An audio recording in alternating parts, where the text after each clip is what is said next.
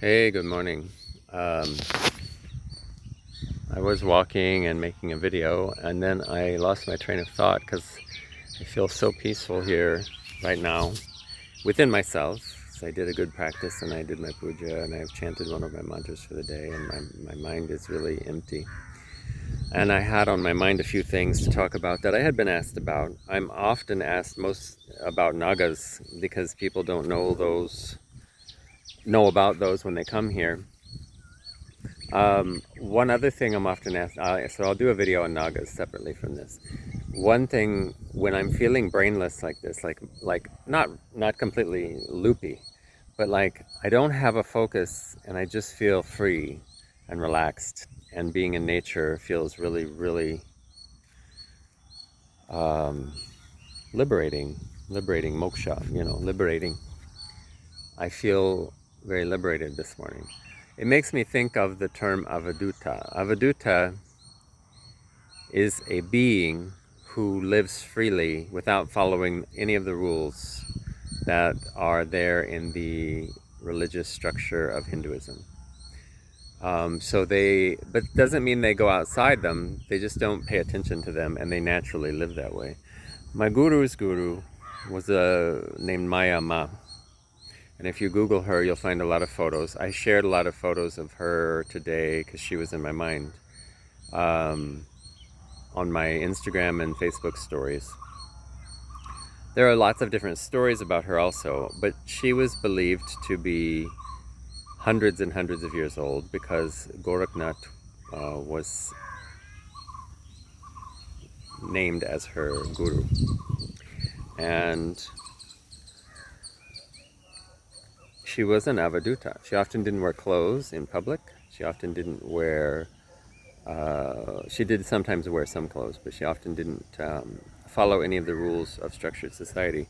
And she did hang out, I guess is the right word, with tons of dogs. And the dogs would follow her around, and she would take food from some people's restaurants and give it to them, without paying or asking. She didn't have money. She lived on the beach. She lived naked. She floated in the river, in the ocean, near Kanyakumari, which is down at the southernmost peak of India, in Tamil Nadu. But she was believed to be from Assam because she looked like she was Assamese, and she had a northeastern look to her. So she has been in my mind a lot this morning, and a lot in general because of spending time here again with Guruji, and because he lives such a structured life within his doing the pujas at the temple and doing all these things, and his, doing all the things that you're supposed to do within the tantric realm of being. There's a lots of organizational rules, and you do this mantra first, then that mantra, and you do the pujas this way, and you do everything with a certain intention behind you.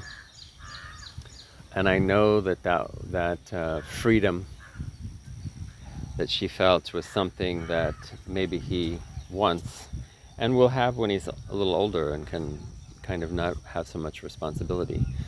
And I often contemplate how we can have this mentality, this level of being within ourselves, and yet still live in the world. Because I believe that has to be possible. That level of freedom. And I have used the structure of Ashtanga Yoga, the structure of Tantra, the structure of the Hindu type of lifestyle that I live, to achieve the feeling of freedom. So there are many stories of rishis, saints, old people back in time, some maybe during this time as well, who use the system to achieve a certain level and then become an avadhuta status.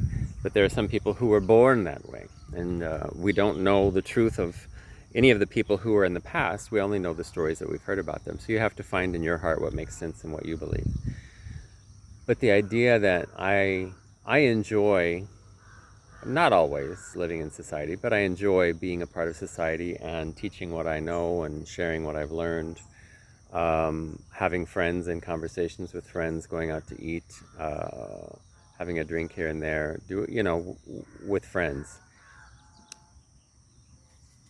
And yet I still believe that that status of being an avadhuta is possible to achieve and maintain in the world. Maybe my situation right now it allows for that because I have I have duties here, and I have duties in my life, and I do work and teach and do things like that with people. But a lot of the time, like right now, I do my own practices in the morning, then I do some work for the temple until 11 or 12, and then I do work in the evening. So I have the middle of the day where I can just kind of be and feel freedom in myself. A lot of times my mind is overly active on those days, and I don't feel freedom because I am creating that lack of freedom, not because anyone else is imposing it upon me. I'm allowing it to happen.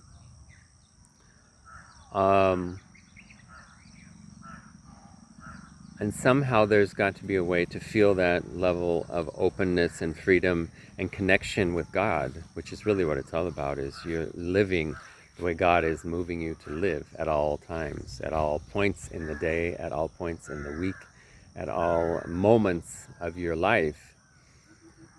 And so that means, like right now, if I want to go somewhere, I have a scooter right now, so I could drive to the river if I want to jump in the Kaveri River and have a dip. But if I was a true avadhuta and I didn't have the money to pay for a scooter, or even rent a scooter, I would walk there, and it would take me hours and days maybe, and then I would jump in the river and swim and enjoy it for a while, and then I would be finished and leave and go to the next point and do what I wanted to do. The difference is having that freedom also means there's nobody there going to provide a meal for you, nobody there going to provide a bed for you. So maybe you sleep, over here in this hill on a rock, on the ground with your head on a rock. Maybe you have to just lay down on the ground and sleep. Maybe you go to bed and you're hungry because you didn't get any food that day. In India, there's a tradition, in the sadhu tradition, of begging for one meal a day. And sometimes you don't get it, but sometimes you do, because they're often, strangers are treated as God visiting you, so they believe that you are helping your karma if you help the people who come and ask for things. So it's just a contemplation, and it's something to think about, and it is in my mind today. It's a Tuesday, which is ruled by Mars, which can be a very volatile day, but it's a day that they typically, in South India especially, worship Hanuman to help fight those malefic urges that Mars brings into the mental state. You can also worship Devi in any form, Kali especially, and Durga on these days to help fight those inner demons. And so that level of freedom is achievable on any day of the week. And if you truly surpass all of these strictures that we have around society, then the days of the week and what planet rules them don't matter to you so much anymore. You get to have what you want, and mentally, what you want mentally. You don't have to achieve anything for anyone else in your mind, in your own being. You can do whatever you need to do to work, to help people, to have your duties fulfilled, whatever. But in your mind is where the freedom really lies. So if you can keep that state of being in your mind, it doesn't ever really feel like work. It doesn't feel like you're doing things you don't want to do. It just feels like you're doing the next thing that's coming along, and you're okay with it, and you're moving on to the next thing, and the next thing, and the next thing, and then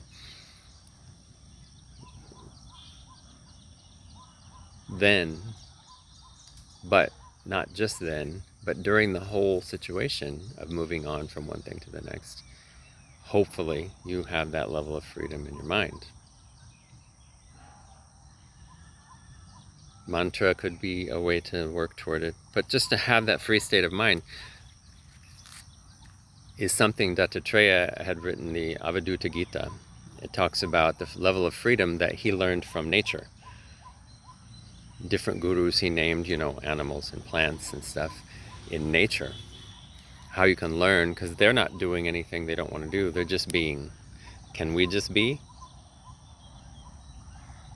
Yes, but oftentimes our mind gets us all wrapped up and fucked up in the reality that we call the reality that we think is reality, and takes us back into this mundaneness rather than into the magic of what's going on in the world. And I try to stay in the magic. I'm not always achieving it, but I try. So